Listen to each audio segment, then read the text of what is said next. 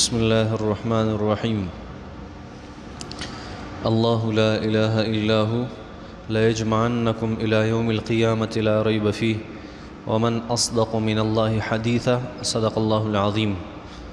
اللہ جل شانہ فرمائی اللہ او اللہ جل شانہ لا الہ نشت دے بل الہ نشت دے بل معبود الا مگر ہوا دغ اللہ لیجمعنکم قسم دے چی خامخا بتاسو را جمع کئی الى یوم القیامت دا قیامت ورز طرف تا یعنی دا قیامت ورزی طرف تا لا ریب فیہ چی پا آغی کی ہیچ شک نشتا ریب پکی نشتا لا ریب ریب نشتا فیہ پا دا قیامت پا ورز کی ومن اصدقو سوک زیاد رشتونے دے سوک زیاد رشتیا ویون کے دے من اللہ دا اللہ نا حدیثا خبری. اللہ جل شانو فرمائی کہ اللہ غزات تے کہ دا عبادت لائق تے بل سوک دا عبادت لائق نشتا و خامخا بتاسو دا قیامت پورز را جمع کئی دا قیامت تورز پوری بتاسو را جمع کئی پدی کی ہیچ شک نشتا و دا اللہ نا زیاد رشتیا سوک نشی ویلے. دا اللہ جل شانہ مخ کی آیت مبارکہ کی وہ فرمائل کل چتا سے یو بلتا پیشکشی کوئی یو بلتا خوش آمدید کوئی نو بہترین خوش آمدید وائے گنین و کم از کم اغا خوش آمدید اغا پیشکشی اغا واپس کوئی اغید.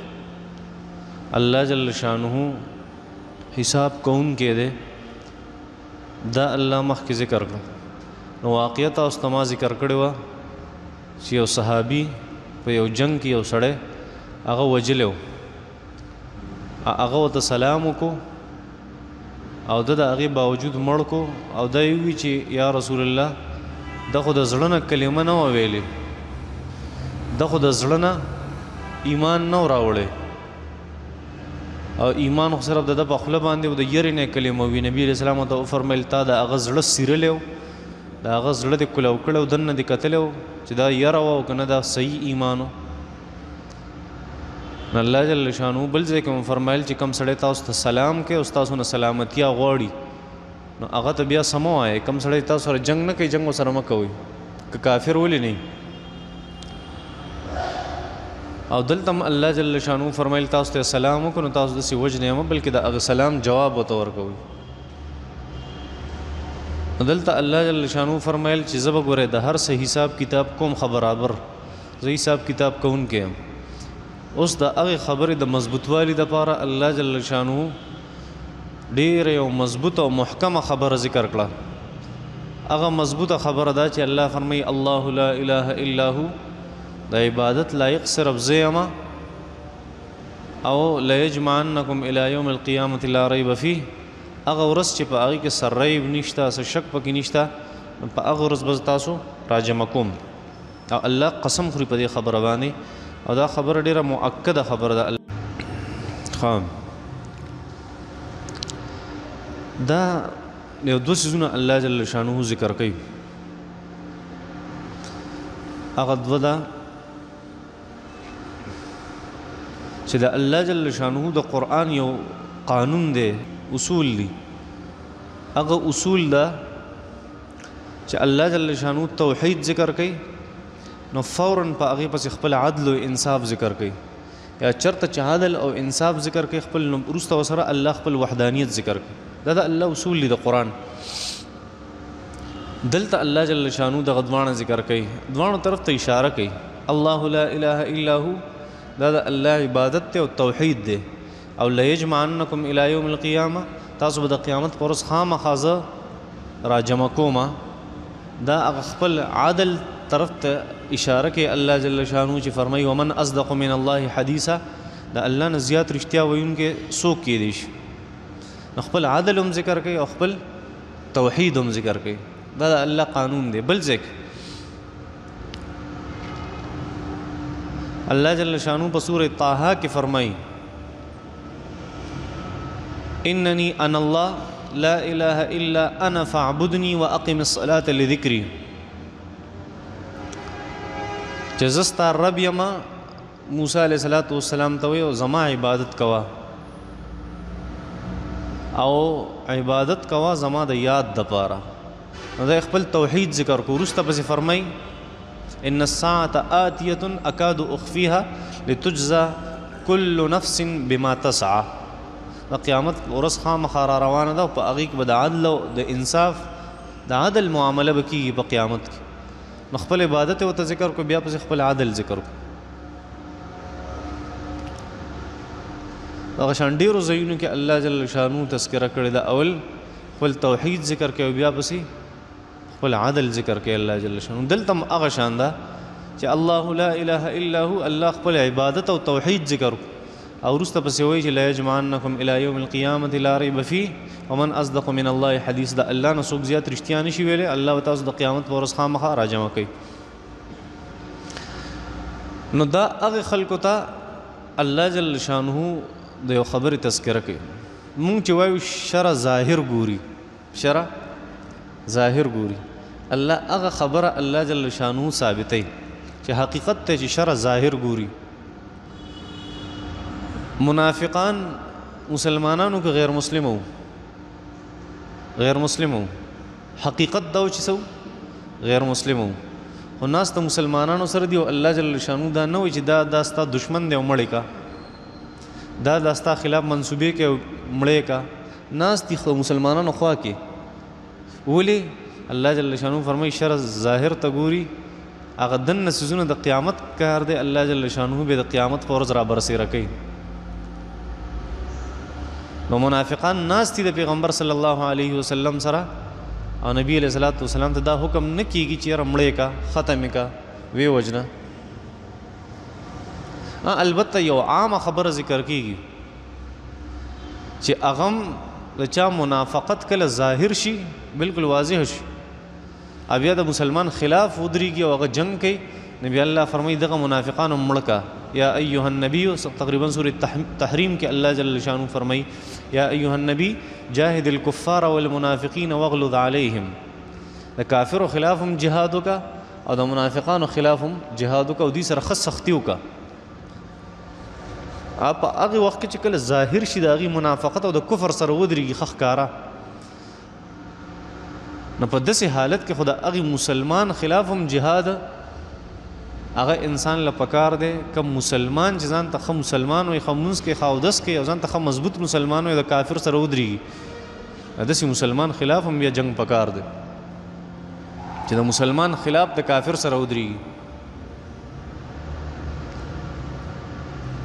نو الله جل شانه چې د منافقانو د قتل نبی کریم صلی الله علیه وسلم ته حکم نه فرمایي چې پلان کې حالانکه نبی علیہ السلام سره ټول لیست موجود د منافقانو دا منافقان دي خو د هغې منافقت خلکو ته نبی علیہ السلام نه ظاهرو ځکه یو باطینی څیز الله جل شانو په پټ خپل پیغمبر خبر کو او لیست جوړ کو حضرت حذیفه ابن یمان رضی الله تعالی عنہ له ورکو چې دا والا د منافقانو لیست او دا صرف تاسو سره پروت او هغه حضرت حذیفه رضی الله تعالی عنہ نبی علیہ الصلوۃ والسلام صاحب السر رسول الله صلی الله علیه وسلم نبی علیہ الصلوۃ والسلام در رازونو رازدارو د نبی علیہ الصلوۃ والسلام ټول رازونه د نبی علیہ السلام هغه سره پراتو حضرت حذیفه سره هیڅ ته پته نه لګیدا یو حضرت عمر رضی الله تعالی عنہ راغه دا سراتو په مجلس کې حضرت حذیفه ناس حضرت عمر سے وی حضرت حذیفه ته اے حذیفه وزتانه د منافقانو د لیست باره کې تپوس نه کوم خدای ته وایي چې زمانو خو چرته په منافقانو کې نشته زمانو خو چرته په منافقانو کې نشته او نن سبا د 2020 مسلمان وایي ما ته څه غلطي وښایه زما څه غلطي زه خو نیک سړی یم پاک سړی یم متقي سړی یم پرهیزګار سړی یم ما کې څه غلطي او عمر څه وایي داسې عمر چې د هغه باره کې نبي علیہ السلام وفرمیل لو کان بعدي نبي لکان عمر زمانه پس پیغمبري چرته وی نو حضرت عمر به وی دومره لوی صحابي چې کان وقافا عند کتاب الله د الله په کتاب د ټول نه زیات عمل کوونکی حضرت عمر هغه سوی لږ زمانوم په دې لیست کې وګوره چې زمانوم خو د منافقانو په لیست کې نشته مسلمان وایي دې ته چې دی به د خطرې او د امید په منځ کې زندگی تیری چې الله ډېر غفور رحیم ذات دی زما امید دی چې الله به ما وبخي خو خپل کوشش کوم مونځ کوم اودس کوم قرآن تلاوت کوم قرآن سره مینه دا پلان کې کوم د دې دپاره چې د الله جل شانه رحم خو ډېر زیات دی، خو د الله د قانون هېڅ پته نه لګي. کېدای شي په موږ مهر ووایي چې نه باسه جهنم.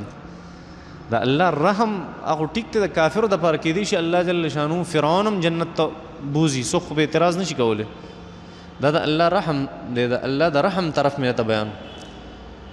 خو یو د الله جل شانه د قانون طرف ته د الله قانون دا دی چې مسلمان به جنت ته ځي چې نیکي، او کافر به جهنم ته ځي. دا د الله قانون دی او دا بل د الله رحمت. نو اصل خبره دا وه چې الله جل شانه دې ته مسلمانانو ته دا ترغیب ورکوي چې شر ظاهر ګوري. تاسو به ظاهر ته ګورئ او په سړي باندې به د هغې حکم لګوئ.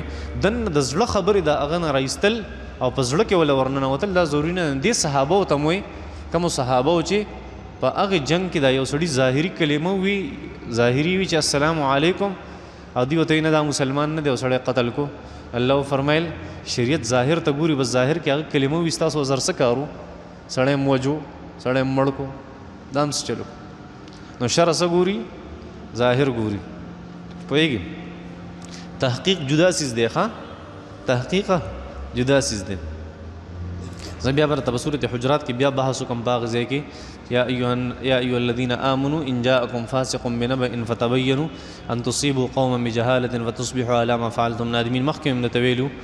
او په تحقیق کې او د چا د زړه په رازونو لټولو کې په دې کې ډېر غټ فرق دی. صحیح ده؟ الله جل شانه فرمایي الله لا اله الا هو. الله جل شانه هغه د عبادت لایق ته بل څوک د عبادت لایق نشته. لا یجمعنکم الی یوم القیامه.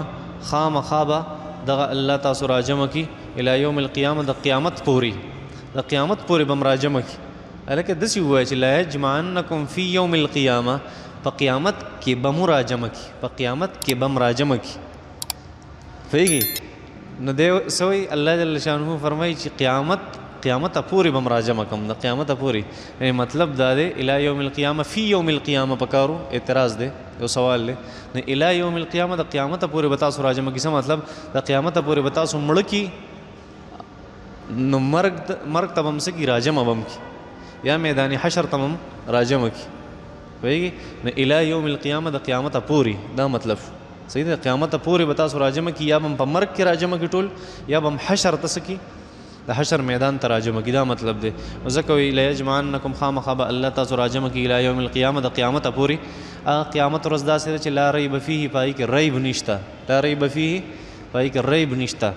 د ریب معنی شک نه ده، خو زموږ سره پښتو کې بل لفظ نشته د ریب دپاره، ځکه موږ د شک لفظ استعمالوو. لا ریب فیه، په دې کې شک نشته. نور د ریب معنی ریب ده، د ریب معنی ریب ده. ریب یو جدا اصطلاح ده، د ذهني تردد دپاره استعمالیږي. بیا راته وایم چې ذهني تردد دپاره په قرآن مجید کې 3 الفاظ استعمالیږي. یو شک دی، شک ځان له د عربی ټکی دی. یو ریب دی، دا ځان له د عربی ټکی دی. یو مریه ده، دا ځان له د عربی ټکی دی. شک دی ته وایي چې یو سړی ذهني تردد راشي او یو طرف ته بل طرف ته صحیح برابري، دې ته شک وایي. یو مریه دې ته وایي چې د دواړو طرفونو کې ستا معمولی شان تردد راغی، خو ته دا زیات ټیک کېدی شي دې په مقابله کې. یو طرف ته ستا ذهني رجحاني، نو دې ته څه ویلی شي؟ مریه ویلی شي. یو ته ریب ویلی شي. ریب کله چې انسان ته ذهني تردد راشي او په یو مایکرو سیکنډ کې ته واضح شي دا ټیک دی دا غلط دی، دې ته څه وایي؟ ریب وایي. الله جل شانه فرمایي د قیامت ته ورځ داسې چې لا ریب فیه، لا شک فیه، لا مریه فیه نه دی، لا ریب فیه. په دې کې هیڅ ریب نشته. هغه یو مایکرو سیکنډ دپاره انسان ته ذهني تردد راځي، هغه هم پکې نشته. دا 2 ځایونه دي چې الله جل شانه د ریب لفظ استعمالوي په قرآن مجید کې د هغې دپاره. یو د قیامت دپاره ریب لفظ استعمالوي، لا ریب فیه یوم القیامة لا ریب فیه، په قیامت کې ریب نشته. او ان الساعة آتیة لا ریب فیها. او دویم د ریب لفظ د قرآن دپاره راغلی دی، ذلک الکتاب لا ریب فیه. نو ریب ځان له یو لفظ دی چې هغه د ذهني تردد دپاره استعمالیږي. الله جل شانه فرمایي لیجمعنکم الی یوم القیامه، تاسو به خامخا الله راجمع کی. الله قسم خوري په دې خبره باندې چې قیامت پورې به تاسو راجمع کوم. لا ریب فیه، په دې کې شک نشته. ومن اصدق من الله حدیثا، او څوک زیات رښتیا ویونکی د الله جل شانه نه. ومن اصدق، څوک زیات رښتیا ویونکی دی من الله د الله نه حدیثا په خبرو کې الله جل شانه رښتیا وایي الله جل شانه رښتیا وایي الله جل شانه دروغ نه وایي الله جل شانه هر څه کولی شي خو الله جل شانه هر څه نه کوي زموږ عقیده دا ده چې الله جل شانه په طاقت کې هر څیز دی خو الله جل شانه هر څیز کوي نه پوهېږي په دې باندې کته وی چې الله جل شانه هر څه کوي تبلیغیان غونډه کوي چې الله جل شانه هر څه کوي دا خبره غلطه ده بیا دا مطلب دی چې الله دروغ هم وایي الله ظلم هم کوي نعوذ بالله الله حرام هم کوي داسې خو نه کوي الله جل شانه هر څیز کولی شي خو کوي نه هر څیز الله نه کوي هر څیز باندې قدرت ته طاقت ته خو هر څیز نه کوي نو داسې ویل پکار چې هر څیز د الله په حکم سره کوي پوهېږي په دې باندې الله جل شانه هر څه کولی شي خو هر څه نه کوي مثال یې در کوم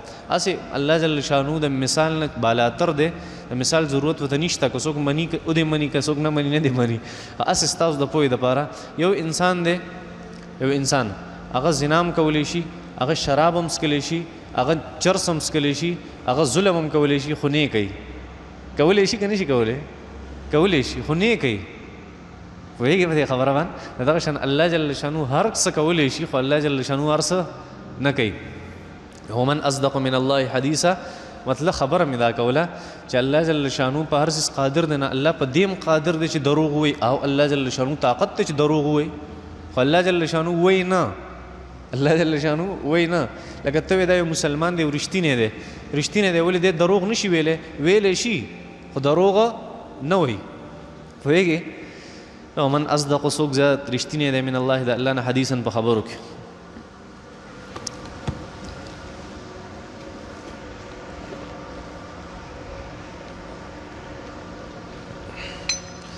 خدای خیر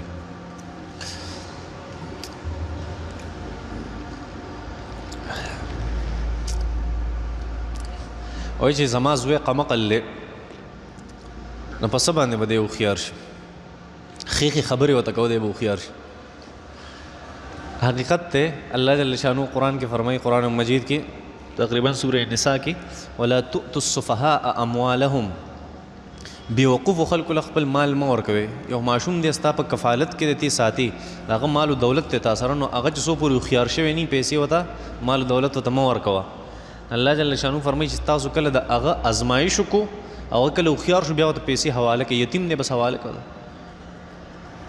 نه الله جل شانه فرمایي که دی بېوقوفه ایله بېوقوفتیا ته نه یوتي نو د سره وقولو لهم قولا معروفه ښې خبرې ورته کوه نو ښې خبرې امام رازي رحمت الله علیه لیکلي دي په یو ځای کې دغه آیت مبارکه تحت امام رازي رحمت الله علیه لیکلي دي چې ان القول الجمیل یؤثر فی القلب دا ښکلې خبرې د انسان په زړه کې په زړه باندې ډېر ښه اثر کوي نو فیزیل الصفح د دې اثر دی د ښو خبرو چې د په زړه ښه اثر وکړي نو د بېوقوفتیا د دې سره ختم شي نو دی اصل علاج دی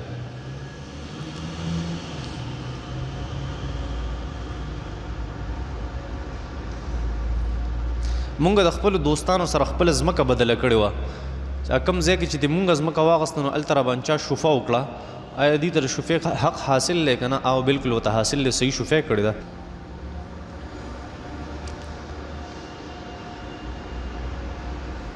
زما لور د 27 سال عمر دی زما د اجازت نه بغیر د خپل تره زوی سره نکاح کړې ده زه دغه نکاح ماتولی شم که نه شم ماتولی بلکل نشي ماتولی صحیح کار یې کړی غلط کار یې خو نه دی په خپله خوښه یې کار کړی هغه عاقله بالغه ښځه دی که ستا څه کار دی البته پکار دی د احسان معامله دا ده چې د والدینو نه تپوس پکار وي او چې هغه کړی دی بس د چا پلار ته هم دا اختیار نشته بیا چې هغه دا نکاح ماته کړي ښه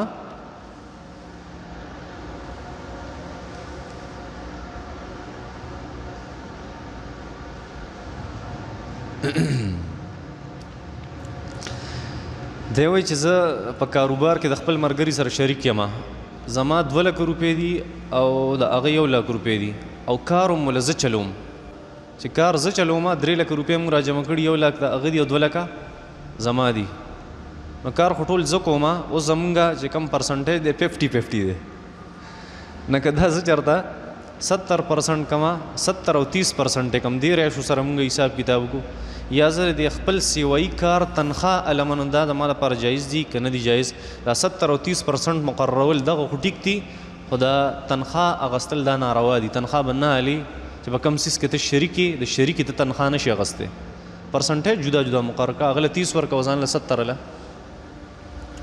او کم دوه کسان چې شریکې په یو معامله کې، نو یو دا نشي ویلی چې دا کار چونکې زه کوم نو ته به دې مله سیوایي تنخواه راکړي. چې شریک دا شریک ته که نه 1,00,000 روپۍ ده ورکړي، 2 لکه هغه ورکړي.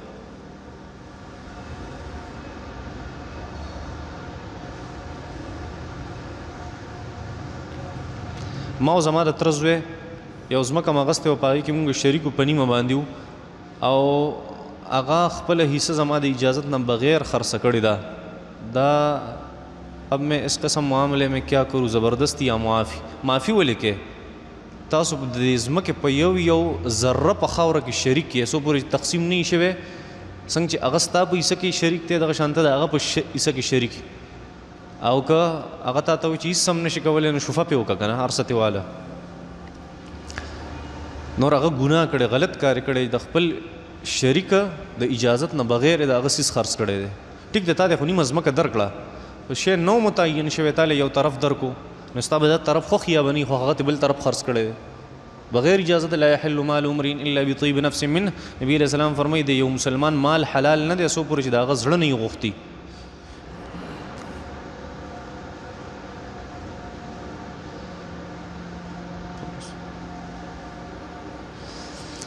زه په سفر کې وم او د جمعې لمونځ مې وکړو د امام سره، نو سنت ورسره وکړم که نه.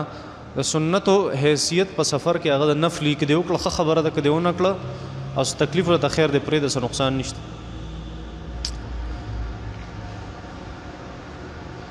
په جومات کې ګیره ګومنځول یا اخته ګومنځول یا سیوایي اخته غورځول دا څنګه دي؟ دا مکروه دي، ناروا دي.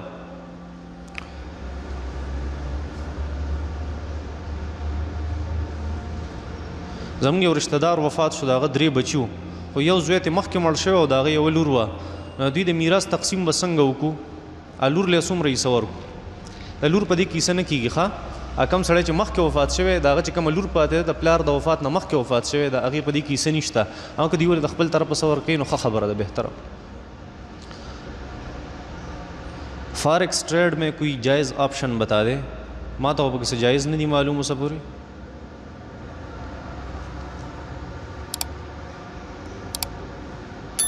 زموږ د جماعت امام دی زموږ په کلي کې، هغه ماشومانو ته انګریزي او ساینس ښیي او په جماعت کې ورته ښیي او د هغې فیس علي. دا جایز دي که ناجایز؟ جایز نه دي، هغه دپاره ثواب دی چې دا کار کوي، چې پیسې هم دی علي په جماعت کې ورته ټیوشن کوي. دی وایي چې دا د جومات بې ادبي ده، د جومات بې ادبي نه ده. ساینس زده کول دا یو علم دی، پوهېږي؟ انګریزي زده کول دا هم یو ژبه ده. په جومات کې دي اسم و معنات نشته چې انګریزي زده کول په جومات کې ناروا دي، پوهېږي؟ بلکې ښه خبره ژبه زده کول مستحب دي، او دنیاوي علوم هم زده کول دا مستحب دي، ښه خبره ده. دی وایي چې پرل دی که پرپل دی؟ پرل یو آنلاین کمپني ده، پرپل لا تخکاري، پرل نه دی. په هغې کې مونږ څه پیسې ورکو او روزانه مونږ ته څه ایډز راځي او مونږ هغه ګورو، بیا کلک کوو، په هغې مونږ ته نفع راځي. کیا اسی کمپنی سے ہمارا ایسا بیع کرنا جائز ہے؟ بالکل ناجائز ده، ناروا ده. ځکه دا یا اجاره ده، اجاره او په اجاره کې څوک د اجر نه پیسې نه علي. کم سړی چې یو کار په اجاره باندې کوي هغه نه څوک پیسې نه علي د هغې څیزه. ته چې په سکول کې استاذ یې نو ته د حکومت سره اجري، پوهېږې؟ د هغې سره په اجاره یې، نو حکومت تا نه چېرته پیسې اخیستې دې پیسې راکړه ته استاذ یې. او په دې کې چې دا کم کاروبار دی نو په دې کې هغې مخکې ایډوانس تا نه پیسې والي، د هغې پیسو مطابق هغې تا ته ایډز رالیږي چې کوم اشتهارات، او ته بیا هغه ګورې او په هغې تا ته څه منافع میلاویږي د پیسو مطابق. دا څیز درست نه دی، ښه ناروا دی. یا دا سود دی یا دا جواري ده. زمونږ په ګاونډ کې یو سړي هغه خپلې ښځې ته طلاق ورکړو، د ګوتې 3 اشارې وکړې په ګوتو سره. نو ده په هغه وخت کې وي چې ما 3 طلاقه ورکړي، وروسته بیا وي چې زما د 3 طلاقو نیت نه و. چا نه مسلې تپوس وکړو، هغه وي 1 طلاق شوی، 3 نه دي شوي، 3 طلاقه شوي. ښه اشاره کول او په خوله ویل دا یو شی دی. نو که 3 ګوتو اشاره وکړه، که 3 کاڼي راواغسته، پوهېږي؟ نو دا داسې ده لکه داسې څه وکړه.